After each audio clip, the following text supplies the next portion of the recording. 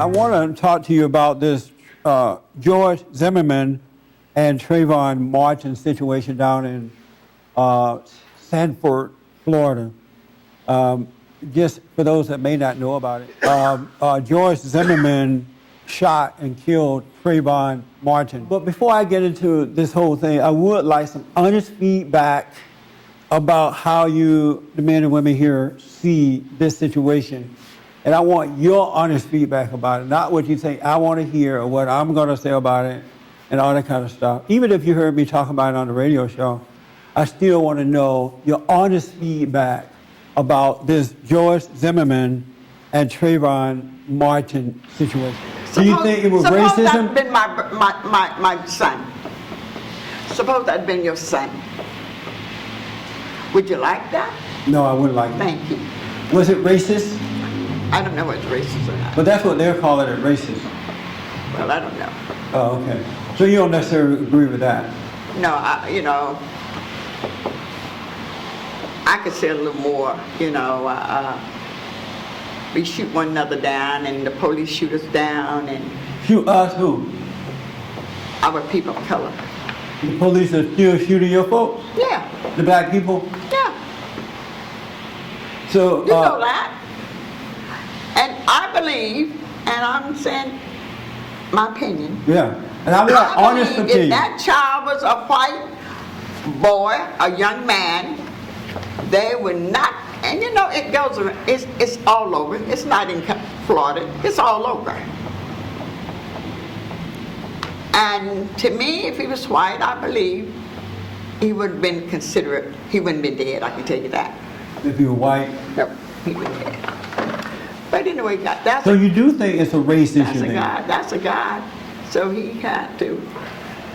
Yeah. Do you think they should be having the rallies that they are having right now? I wouldn't go out there. I did click in and register on the voting. That it was unfair. That this guy should be arrested and put to justice, Right. But he should be walking around, free. He don't kill somebody's son. And he didn't. I'm looking at this child, 17 years old. Good looking young man. Obama said that could be his son. Yeah, and he could have been his son. Because they look alike. How do you feel about it? Well, I think that I agree completely with him. You agree completely I think with there him? was a motive there because they told him not to follow the young man. Right. And he took it upon himself to follow him. I only want to say that I think it's still a double standard because when it happened that these two black kids put gasoline on the little white kids, there wasn't a big uproar about it. So what do you think about the rallies? You think they should be having these rallies that they're having? No, I don't. I think they should let it, the law handle that. Yeah. But you do think it has something to do with racism? Well, I'm sort of weary about that man, George Zimmerman? Yeah. You're weary about him? Yeah, because he didn't have to do what he did, follow the kid and then shoot him. He could have shot him in the leg, like Ozzy said or something, Yeah. But he's not completely innocent. There's something going on there. Who is not completely, George is not completely innocent? Mm-hmm. Okay. And do you think the boy, Trayvon, was completely innocent? I don't know. I don't know what happened there. Okay. I just know what I hear, but I don't really know what happened. Yes. You say, when you ask, is this incident racist, what are you, I'm not clear as to what you're asking. They're Are saying, you saying were Zimmerman's motive racist? Yeah. Well, I mean, you do have the audio of him calling this guy a coon, saying, these coons always get away. Did he say that? Is that what he said? Yeah, he said that on TV. They couldn't really understand for sure if he said coon. Oh, man. Oh, you heard coon. Sean Hannity, I think it was Sean's show, got one of their best audio engineers actually replayed it, cleaned it up, and replayed it. It's clear he says coon. So he said, you think George Zimmerman shot this boy because he was black? I didn't say that. Do you think it had anything to do with race? I don't know as far as, I don't think that's why he pursued him. I think this guy was a neighborhood watch volunteer. It's his job. I saw some reports of, it's his job to kind of keep an eye on the neighborhood. So as far as him pursuing this guy and keeping an eye on him, I don't think that was racially motivated. Now, when he starts using the word coon, that kind of gives you an idea of his mindset and what he thinks about not necessarily all black people, but maybe this kind of, kid walking around in the hood. So it sounds like you do, since the man, if he did call him a coon, it meant because he's racist. I think it sounds like he has some kind of bias or negative, image of blacks. When I first heard about this story, you know how your mind works on you right away? Right away, my thoughts got busy, as though I was there. I was not there. I don't know what went down between the two. All right?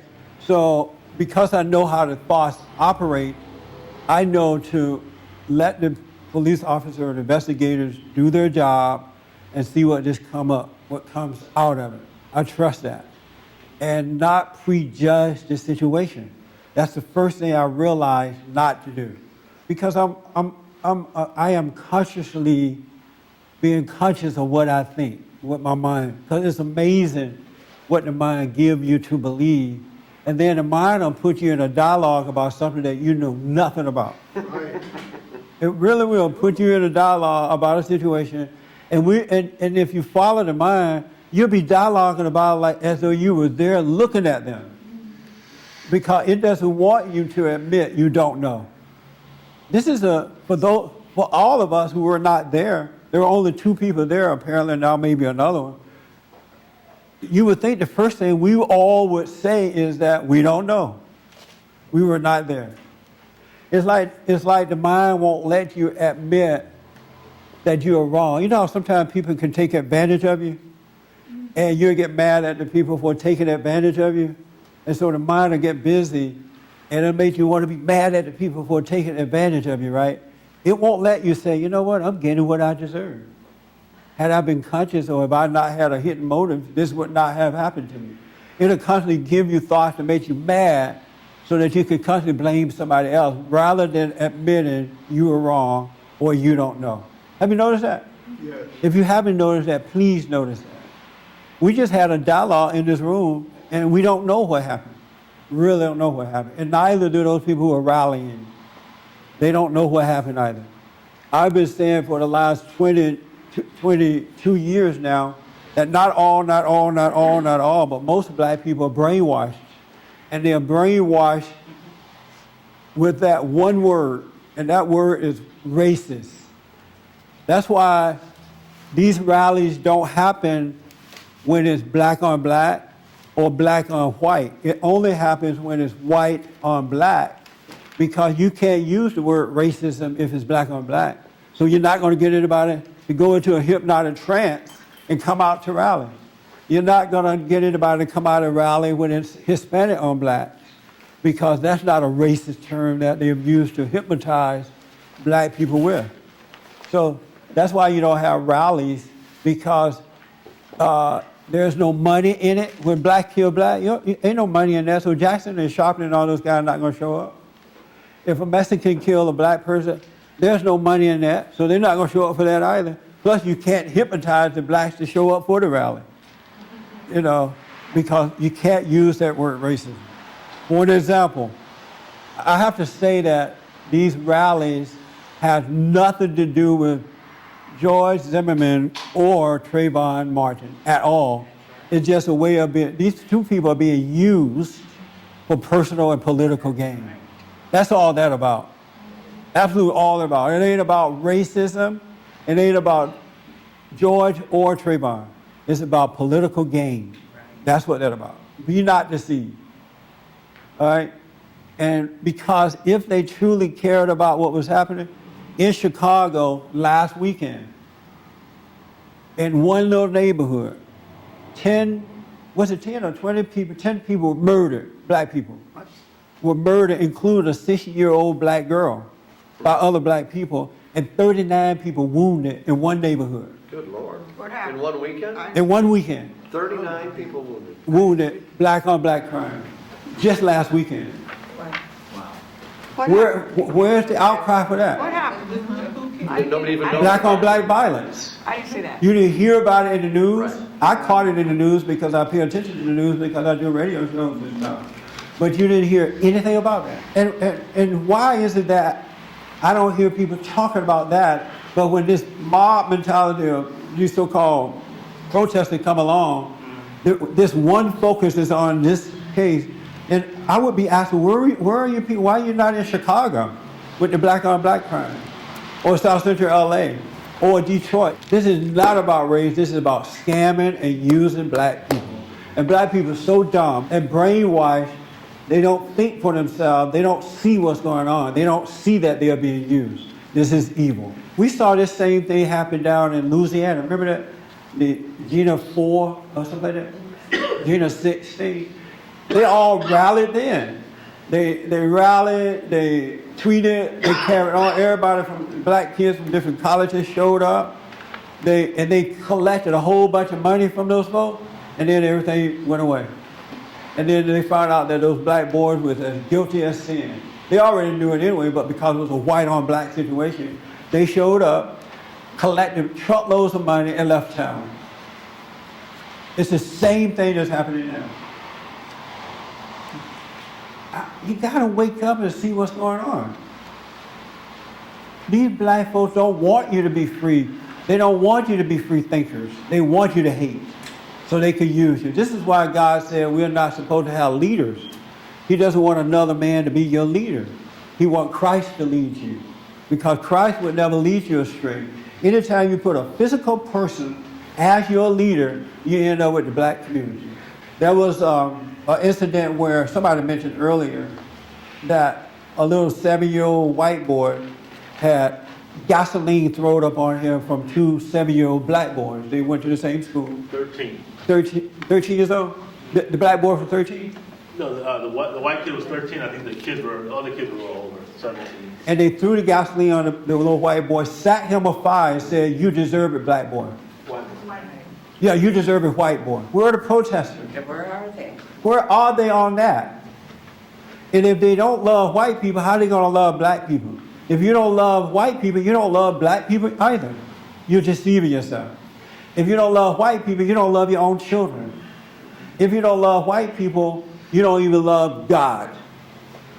Because how can you say you love God who you never see? And here we are here together on earth, and we're choosing who we're going to love. These Jackson and Sharpton and these folks that put on this hoodie rally, they don't love black people. This is not about love. This is hate. There's nothing good about what these people are doing.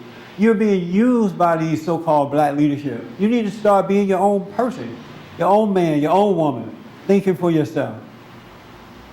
And the only reason that they can convince you that this is a race issue without you even knowing anything about it, you have to have that anger too to be convinced. People who are free can't be convinced of that kind of stuff. They need proof. But if you're angry, it's easy. Oh yeah, this is a race, because they call them a coon. When we're running around here calling each other niggas and all kind of words when we're mad, there's nothing new. That's what anger does. It makes you say things that are crazy. This is evil, folks. There's nothing good in this, and ain't nothing good going to come out of it. And it's not about racism. I don't care what they say. And it's not about the love for Trayvon, because if they love Trayvon black, they would love those black kids that are being gunned down every day in the inner cities by other black people. Where's the love for those folks? Those parents are suffering too when they're losing their teenage boys and girls. They're 60-year-old kids. Why no one care about and have compassion for them? Oh, but you have compassion for Trayvon? You don't even have compassion for those folks' parents, for that boy parents at all. You just say it because it seemed nice to say it. And then I think they made a mistake by joining forces with these traitors too and rallying, because it did take away the opportunity for this thing to be handled in the proper way, and then for us to have compassion for the parents. Now they look like racist parents. Look like they too are using their sons, not realizing that they are hypnotized, and that Jackson and Sharpton and Roland Martin and all these godless black preachers are using them. Because if you love, you're going to march for all races of people, not just when it's one particular situation. For more information or to purchase a copy of this show, visit us on the web at www.bondinfo.org or call 1-800-411-BOND.